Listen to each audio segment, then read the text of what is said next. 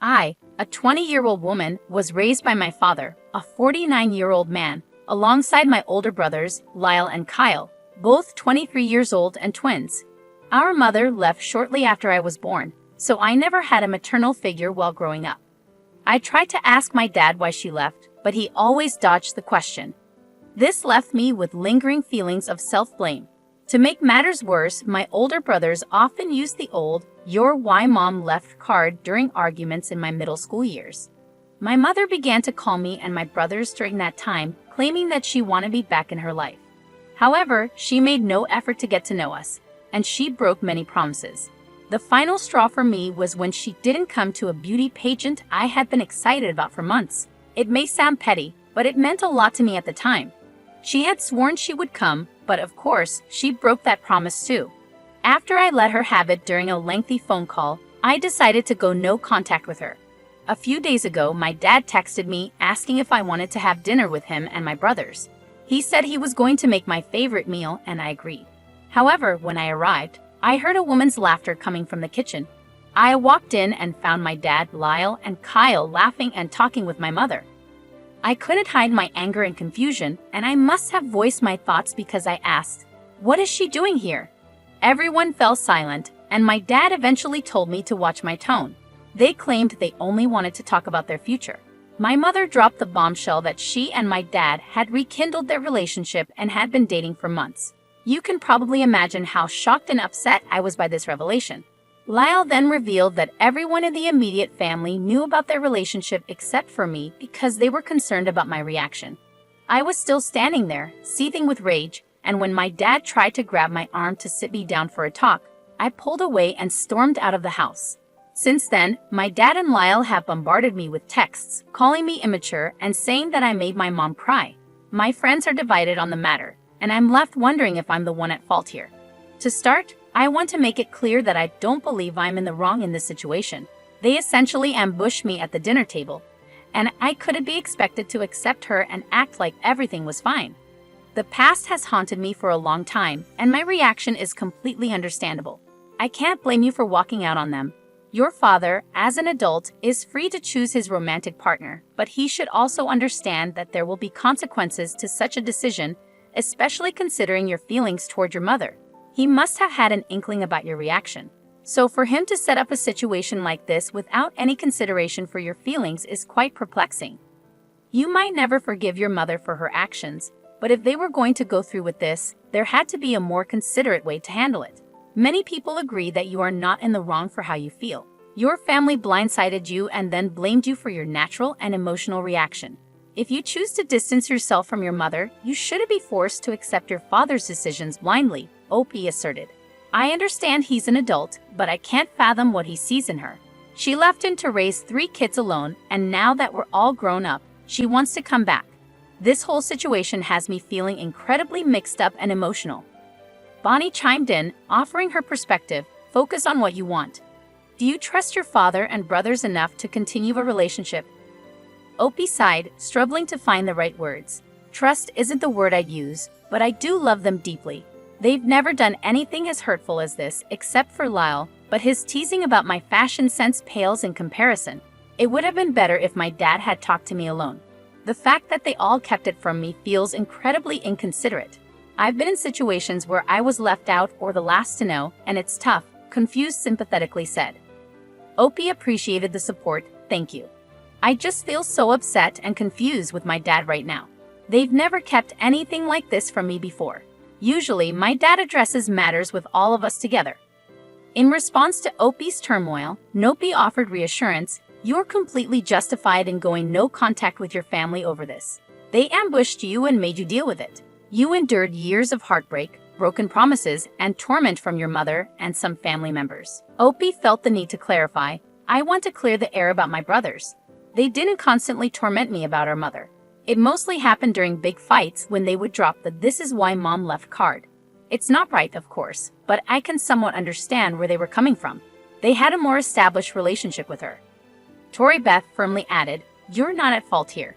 You were blindsided because nobody said anything, knowing you would be angry. They were trying to soften your reaction with a done deal. Make it clear to everyone, especially your dad and brothers, that while you can't dictate their choices, they can't dictate yours either. If they choose to let her back in and possibly get hurt again, that's their decision. Your trust has been broken far too many times, and you're not willing to do the same. Tell them that while you love them, they shouldn't pressure you into anything. You have every right to cut them off and any flying monkeys they send your way. Let them know that in family gatherings, dinners, holidays, or reunions, you'll be civil, but you won't acknowledge her as a stepmom or mom. She has no right to try and parent you. Before I get into anything, I just wanted to express my gratitude for all the kind words and reassurance. I wasn't really expecting such a supportive response. I'd also like to apologize for the delay in my response. I've been busy with work and other things that have kept me occupied. With your advice in mind, I reached out to my dad and told him that I needed answers about what was going on. He agreed, but he suggested having dinner at his place. I had to firmly remind him that he lost my trust when he tried to back me into a corner. He eventually came over to my apartment. A friend of mine, a 24-year-old male, was staying in my sewing room for support. My dad started sobbing and begged for forgiveness, expressing how he just wanted us to be the family we were 20 years ago, a family I can't even remember. These were crocodile tears, so I hugged him to calm him down, but also insisted on getting answers, not tears. He composed himself and proceeded to explain everything I had asked. First, my mom was very young when she got together with my dad, with a significant age gap. They started dating right after high school graduation. Second, my mother had a history of drug addiction, something I had suspected. She even overdosed once, and my dad had to rush her to the hospital. The twins suffered during this period. Third, I was an unplanned pregnancy. My parents decided to put my mother in rehab during her pregnancy, but she remained miserable and ran away to Florida after my birth. Recently, my mom got clean, found a job, and wanted to apologize to my dad. They rekindled their relationship and decided to inform the twins first before telling me. It was helpful to have this information, and I thanked him for sharing it. But I also questioned why she hadn't apologized to the twins, whose hearts she had broken consistently. My dad started to backpedal, suggesting that I should give her a chance to prove herself, especially since the twins already had. He also admitted that it was a really bad move not to mention to me that mom was back. I explained to him that I had given her too many chances, and she had irreparably damaged our relationship. However, I clarified that I wasn't going to cut them off entirely, but mom would be treated as a new person. I insisted that we needed therapy without mom before continuing anything. My dad was a bit upset when I conveyed this to him, but he agreed to the therapy and said he would inform Lyle and Kyle. When he told the twins, Kyle was on board, but Lyle was furious. He called multiple times and sent hurtful texts, essentially boiling it down to me being a spoiled brat who needed to get over the past. I responded firmly before blocking him, and we've been in no contact since. We also had our first therapy session, which wasn't groundbreaking but more of an introductory session. We discussed what we want to work on. I even showed our therapist this post. I found myself alone with her, needing to provide more context because I can be a bit scattered at times. She expressed her desire to delve deeper into my feelings about my mother, alongside my father and brothers if possible. I'll attempt to provide further updates whenever I can. I am profoundly sorry for what you're experiencing right now. Your mother's sudden return into your life, with your father welcoming her back, must be incredibly heartbreaking. The feelings involved in this situation must be overwhelming. On top of that, for your family to turn their back on you and label you as a spoiled brat must be deeply hurtful. I genuinely hope that therapy continues to help you, providing you with the support and understanding you need. Now, I'd like to turn the conversation over to you guys. What are your thoughts on this situation? Please share your insights in the comments below. Let's now move on to another story. This next one comes from a new user, 9461, and it comes with an update. The question is, am I the ATA for telling my uncle to stop gifting my daughter extravagant trips? A bit of backstory. When my sister and I were kids, every year for our birthdays and Christmas, my uncle would give us cards. Inside those cards were printed out pictures of various places like local theme parks, zoos, aquariums, and museums. Basically, any place a kid would love to visit. After we opened the cards, he would enthusiastically tell us that we were going to that place. He would make grand promises like, "It's going to be the best trip of your life." However, the catch was, we never actually went on any of those trips. Initially, it was disappointing, but eventually, I started expecting it and just went along with it. I harbor no animosity towards him because, as an adult, I understand he did this due to financial constraints. Here's where my issue begins. My daughter recently turned 5, and for her birthday, my uncle gave her a card. Inside was a printed-out picture of a theme park located about 2 hours away from our house. He promised her a fun weekend away, with elaborate details such as a huge hotel room with a swimming pool, endless snacks, and tickets to every show she wanted to see at the park. Naturally, my daughter was overjoyed. For the past week, she has been talking non-stop about this trip, expressing her excitement to her entire class at school. It breaks my heart to see that smile on her face, knowing deep down that it's not going to happen. I recall how disappointing it was for me, and I didn't want my daughter to go through the same. So I decided to text my uncle. Here's what the message said. "Hi, your message in daughter's names card was beautiful. However, could you please leave out the promise of extravagant trips next time?" The thought and gesture are amazing, but I find it hard to explain when she asked me about the trip. She loves spending time with you, and even a nice lunch together would make her happy. He never responded, but my aunt told me he was upset. She mentioned something about him feeling offended, thinking I implied he could only afford a nice lunch. I didn't mean it that way at all. I just wanted him to understand that my daughter loves him and wants to spend time together without needing extravagant promises.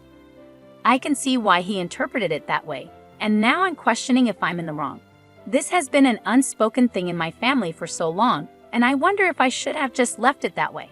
But I can't bear the thought of my little girl being disappointed so many times. My sisters and my mom agree with me. My mom even regrets not stopping it when we were kids. So am I wrong for telling my uncle to stop gifting my daughter extravagant trips? Absolutely not. This is the first time he's done it because she's only 5 years old. Looking back, I realize it might have been wise to immediately clarify to her that this is something Uncle does and then put a stop to it with him right away. Stories like this are heartbreaking for kids. The idea of her getting excited, telling all her friends about it, and then finding out it's all false is incredibly cruel. Poet Revolutionary rightly points out, not the AITA, but why are you being sensitive to his feelings when he wasn't sensitive to yours when you were a child? Tell him that his actions cause you repeated disappointment and you don't want your child to experience the same. Surprises are not presents. A lunch or an activity on the day would be lovely, but other than that, stick to an actual gift or give nothing at all. Disastrous Nail agrees, saying, not the AITA. Stop being nice because he's not being nice. He knowingly gets a child's hopes up and then crushes them. There isn't one nice thing about what he's doing. Tell him he's no longer allowed to give gifts because he's a known liar, and all attempts will be intercepted by you. Pandora chimes in, saying, not the AITA, your uncle is being cruel to another generation. She said, I understand that you might feel offended by what I said, but you are being cruel to my daughter by promising a trip that will never materialize. You did the same thing to me and my sisters when we were children, so I know firsthand how much it hurts to have these grand promises made but never fulfilled. I will not allow you to hurt my daughter in the same way. Whether it's due to a lack of time, finances, or another reason, it is unacceptable to make a child feel this way. You know my daughter loves spending time with you. She would have been so happy with a trip to the local park and some ice cream. Now I have to deal with a little girl's broken heart, just like mine was so many times. Please think about the consequences of your actions. Just because you don't witness them doesn't mean they don't happen. Brain Surgery Woman commented, not the AITA, and I would definitely protect your daughter because that's exactly what you are doing. The disappointment for everyone when it doesn't happen is so harsh for a child. It's not a life lesson she needs to learn. Too bad he's upset about your implication. Your daughter comes first. He's making empty promises and setting her up to not believe or trust when someone gives her something exciting. You already went through that and know how it feels. She doesn't deserve that. Amber All Day pointed out, you're the AITA for not telling your daughter the truth. I find it unbelievable that you let her be so excited for an entire week, to the point of telling her school friends about her promised treat, and at no point you could have said, sorry, sweetheart, Uncle was only telling a story. He won't be taking you on a trip. He did this to me my whole childhood. It's just a lovely dream, but it won't ever be a real trip. Why did you say that to her the same day that he told her about this fake present? When she is eventually disappointed, that will be completely on you as a parent. You should know better and should do better. 3Baller added, You're the ITA because you enabled lies to be a birthday gift. I'm sorry you were raised being given these lies, but it needs to stop. It's a bad idea that only persists around in your family because a cheap man made a tradition to allow himself to be cheap and unthoughtful every year. I wish I had a tradition that made me a good person for not spending money, but at least I don't lie to children. And knick-knack or candy would have been more thoughtful and also as cheap as a false promise, and it wouldn't make you resent your relatives. Please end your family tradition. In an update, the original poster acknowledged the feedback, stating, "Thanks to everyone for your feedback on my last post. A lot of people asked why I was being so nice to my uncle, and honestly, I think I underestimated how weird it was because it's been so normalized in my family. I didn't want to cause drama, so I went about it as non-confrontational as possible. I agree now that I should have been more direct." Another concern many of you had was that I allowed this to happen to my daughter previously. That is not true. This is the first time he promised her one of his trips, which is why I decided to say something so this doesn't become a recurring thing. Here's the update. I tried to call my uncle twice, but he didn't answer. I managed to get through to my aunt and explained everything to her, how many times he did this to my siblings and me, and how often we were disappointed. I told her how excited my daughter was, and if they were actually planning to take her on this trip, I would apologize. She didn't take that well, she told me. I told them that I felt they were creating unnecessary drama and that my daughter and I weren't acting entitled to expect them to drop everything for the trip. I was shocked and angry and said, "How dare you say that she didn't imagine this trip in her mind and expect you to take her? You promised her this trip, and her disappointment is not entitlement. It's not my job to make sure a grown man feels secure in himself. And it's a shame my family spent so long coddling him." I was so mad that I just hung up. I no longer feel any ounce of guilt for setting my boundaries. Many people asked if I could take my daughter on the trip. Unfortunately, that theme park closes for the season this month. However, I surprised her with something even better. After the phone call with my aunt, my partner and I decided to book a trip to Disneyland.